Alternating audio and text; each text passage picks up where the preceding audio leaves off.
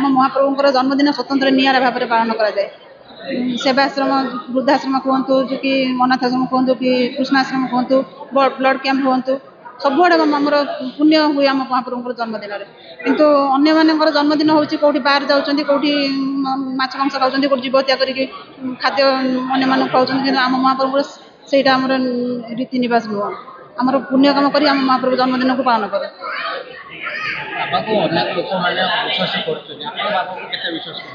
ଦେଖନ୍ତୁ ଆମେ ତ ବିଶ୍ୱାସ କରିଛୁ ବୋଲି ତ ଆମେ ଶେଷ ଯାଇ ରହିଛୁ ନା, ଆରମ୍ଭରୁ ଆମେ ଛାଡ଼ିନୁ। କାହିଁକିନା ଆମେ ଜାଣିଛୁ, ଅନୁଭବ କରିଛୁ, ଆଖିରେ ଦେଖିଛୁ।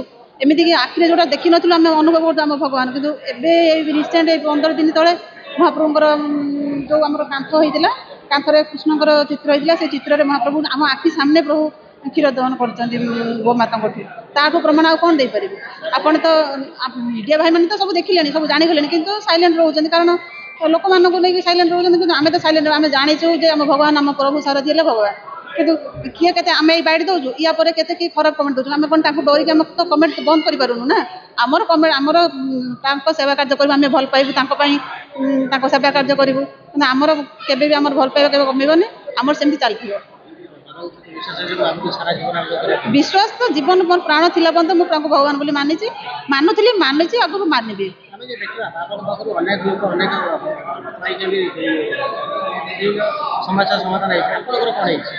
ସମସ୍ୟାର ସମାଧାନ ଏମିତିରେ ଗୋଟେ ଦିନ ଆମେ ବାଇକ୍ରେ ଯାଉଥିଲୁ, ଆମକୁ ଟ୍ରକ୍ ଆକ୍ସିଡେଣ୍ଟ ହେବା କଥା।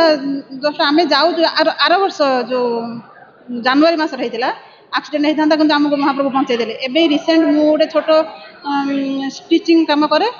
ଏମିତିରେ ମୁଁ ସବୁ ଜାଣିଛି, ଷ୍ଟିଚିଂ କରେ। କିନ୍ତୁ ସେଦିନ ମୋର କ'ଣ ହେଲା ମୁଁ ଜାଣିପାରିଲିନି, ଭୁଲ ହେଇଗଲା। ମୁଁ କହିଲି କ'ଣ କରିବି? ଆମର ଗୋଟେ ଦିଦି ଅଛନ୍ତି, ତାଙ୍କୁ କଲ୍ କଲି, କହିଲି ଦିଦି ଆମର ଏଇଟା ଅସୁବିଧା, ମୁଁ କ'ଣ କରିବି? ସେଉଠୁ ସେ ଦିଦି କିନ୍ତୁ ଫୋନ୍ ରିସିଭ୍ କରିନଥିଲେ। କିନ୍ତୁ ଦିଦି ତାଙ୍କର ବ୍ୟସ୍ତ ଥିଲେ, ତାଙ୍କର ପାର୍ଲର ଅଛି, ସେ ବ୍ୟସ୍ତ ଥିଲେ। କିନ୍ତୁ ମହାପ୍ରଭୁ ସାରଥୀ ଏମିତି ଦୟା କଲେ, ତାଙ୍କ ନମ୍ବରରେ ମୋ ସହିତ କଥା ହେଇଗଲେ। ମୁଁ କହିଲି ଦିଦି କ'ଣ କରିବି? ସେଠୁ ସେ କହିଲେ ମୁଁ ଆଚ୍ଛା ପୁରୀରେ ଅଛି, ଶୀଘ୍ର କୁହ କ'ଣ କରିବି? ସେଠୁ ମୁଁ କହିଲି ଦିଦି ଏଇଟା ଏମିତି ଅସୁବିଧା ହେଇଛି, କେମିତି କ'ଣ କରିବି? ସେ ବତେଇ ଦେଲେ ଯେ ତୁମେ ଏତେ ଇଞ୍ଚ ନେଇକି ତୁମେ କାଟିଦିଅ। ତାପରେ କାଟିଲି। ତାପରେ ମୋ ସେ ଦିଦି ରାତି 10ଟା ସାଢ଼େ 10ଟାରୁ ଫୋନ୍ କଲେ, କହିଲେ ମମତା ଆଉ କ'ଣ ମୋତେ ଫୋନ୍ କରିଥିଲ, କ'ଣ କହୁଛ କୁହ? ମୁଁ କହିଲି ତମେ ମୋତେ କଥା ହେଲ, କହିଲ ଏମିତି କାଟିବା ପାଇଁ। ଆଉ କହିଲେ ନା ତୁମେ କାହିଁ କଥା ହେଇନି। ତାପରେ ଆମ ଭାଇଙ୍କ ପାଖକୁ ଫୋନ୍ କଲି। ଭାଇ କହିଲେ ପ୍ରଭୁ ସାରଥୀ ନିଜେ ହିଁ ତୁମକୁ ସମସ୍ୟାର ସମାଧାନ କରିଛନ୍ତି। ତାଠୁ ଆଉ କ'ଣ ପ୍ରମାଣ ଦେବେ? ପ୍ରମାଣ ତ ଦେଇ ଚାଲିଛନ୍ତି। ପ୍ରମାଣ କେତେ ଦେବେ? ପ୍ରମାଣ ଦେଇ ଯଦି ଆମେ ସିଏ ପ୍ରମାଣ ଆମକୁ ଦେଉଛନ୍ତି, ଆମେ ଅନୁଭବ କରୁଛୁ ଭଗବାନ ବୋଲି। ତାଠୁ ପ୍ରମାଣ ଦେଲେ ବି କିଛି ହେବନି। କିନ୍ତୁ ଯିଏ ଭାବିବା କଥା, ଯିଏ ଚିନ୍ତା କରିବା କଥା, ଜାଣି ନେଇଛି ଯେ ସେ ଭଗବାନ ବୋଲି। ଆଉ ଯିଏ ଅଖାଦ୍ୟ ଯେଉଁମାନେ ଅଛନ୍ତି ତାଙ୍କୁ ଦେଇ ଖାଦ୍ୟ ଦେଇ। ଆଜି ଆଜ୍ଞା ଏ ଯେଉଁ ରକ୍ତଦାନ ଶିବିର ଆମ ଭଦ୍ରକ ଜିଲ୍ଲା ସାରଥୀ ପରିବାର କରିଛି, এইটা আজ্ঞা করিবার মুখ্য উদ্দেশ্য হচ্ছে আমার তো মঝিরে মঝিরে সেবা কার্য বহুত চালে আমার সারথী পরিবার। আজ হচ্ছে মহাপ্রভু শ্রীমৎ সারথীদেবঙ্কর জন্মতিথি। এই কার্তিক মাস এই পূর্ণিমা তিথি মহাপ্রভু সারথীদেব জন্মগ্রহণ করতে। তো আজ এই জন্মতিথি অবসরের আমার মানে আপনার দেখুবে বাহারে যে কিয়ে মাংস খাଉଛି মদ খাଉଛି বিভিন্ন প্রকার জিনিস এন্টারটেনমেন্ট জিনিস কার্য করে টাইম পাস করুଛି জন্মদিନରେ কিଏ কেক কাটুଛି। কিন্তু মহাপ্রভুঙ্কর বাণী যে জন্মদিন অর্থ হচ্ছে গোটে দিন চালিযা, গোটে দিন চালিযা গোটে মଣିষ বয়সরু। তো সেপাই আমি আশ্চর্য মানে কিছু করা, নিজ পাই করা, অন্য মান পাই করা। তেমন মহাপ্রভু সবুলে কুহতি যে গরিবকু দেখ, গোবিন্দকু দেখ, অন্যর সেবারে বঞ্চা, অন্য পাই বঞ্চা প্রকৃতর জীবন। বঞ্চিলা বেড়ে রক্তদান, মৃত্যু পরে চক্ষুদান মহাপ্রভু সারথীঙ্কর এ বাণী ଥିଲା। ତେଣୁ ଆମ ପ୍ରଭୁଙ୍କର ବାଣୀ ଅନୁସାରେ ଆଜି ଭଦ୍ରକ ଜିଲ୍ଲା ସାରଥୀ ପରିବାର ଗୋଟେ ଛୋଟ ପ୍ରୟାସ କରିଛି, ଦରିଦ୍ର ନାରାୟଣ ସେବା ପ୍ଲସ୍ ଆଜି ବ୍ଲଡ଼ କ୍ୟାମ୍ପ। ଆମେ ପ୍ରଭୁଙ୍କ ଜନ୍ମଦିନ ଯେହେତୁ ଆଜି ଆମେ କରିଛୁ। ଆଜି ଭଦ୍ରକ ନୁହେଁ, ଓଡ଼ିଶାର ବହୁତ ଜାଗାରେ ପ୍ରଭୁଙ୍କ ଜନ୍ମଦିନରେ ସେବା କାର୍ଯ୍ୟ ଚାଲିଛି।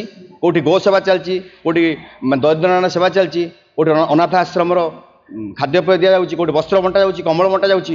ଓଡ଼ିଶା ସମେତ ଭାରତବର୍ଷର ବିଶ୍ୱର ଆପଣ ଅଷ୍ଟ୍ରେଲିଆ କୁହନ୍ତୁ, ଆମେରିକା କୁହନ୍ତୁ, ବିଶ୍ୱର ଅନେକ ଜାଗାରେ, ଭାରତବର୍ଷର ଅନେକ ଜାଗାରେ ମହାପ୍ରଭୁଙ୍କର ଆଜି ସେବା କାର୍ଯ୍ୟ ଚାଲିଛି।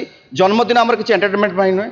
ପ୍ରଭୁଙ୍କର ଉଦ୍ଦେଶ୍ୟ ଜନ୍ମଦିନ ଅର୍ଥ ହେଉଛି ଅନ୍ୟକୁ ଖୁସି ଦେବା, ଅନ୍ୟ ପାଇଁ ବଞ୍ଚିବା। ତ ସେଥିପାଇଁ ଆଜି ଆମ ଭଦ୍ରକ ଜିଲ୍ଲା ସାରଥୀ ପରିବାର ଆପଣ ତ ଦେଖୁଛନ୍ତି। ବହୁତ ବହୁତ ଧନ୍ୟବାଦ ଆପଣମାନଙ୍କୁ। ଆପଣ ମିଡ଼ିଆ ବନ୍ଧୁମାନେ ଆସିଛନ୍ତି, ଆପଣ ଦେଖୁଛନ୍ତି ସତ୍ୟଟା କ'ଣ। ବର୍ତ୍ତମାନ ସୁଦ୍ଧା ଆମର 100 ୟୁନିଟ୍ ବ୍ଲଡ଼ ପାଖାପାଖି ହେଇଗଲାଣି। ତ ମହାପ୍ରଭୁଙ୍କର ଉଦ୍ଦେଶ୍ୟ ଆହୁରି ମଧ୍ୟ ଆଗକୁ ଚାଲିବ। ଆଉ ଆପଣ ଦେଖୁଛନ୍ତି ଯାହା ସବୁ ହେଉଛି। ତ ସେଇ ପ୍ରଭୁଙ୍କ ଜନ୍ମଦିନ ଉଦ୍ଦେଶ୍ୟରେ ଆଜି ଭଦ୍ରକ ଜିଲ୍ଲା ସାରଥୀ ପରିବାର ଇଏ ବ୍ଲଡ଼ କ୍ୟାମ୍ପ କରିଛି।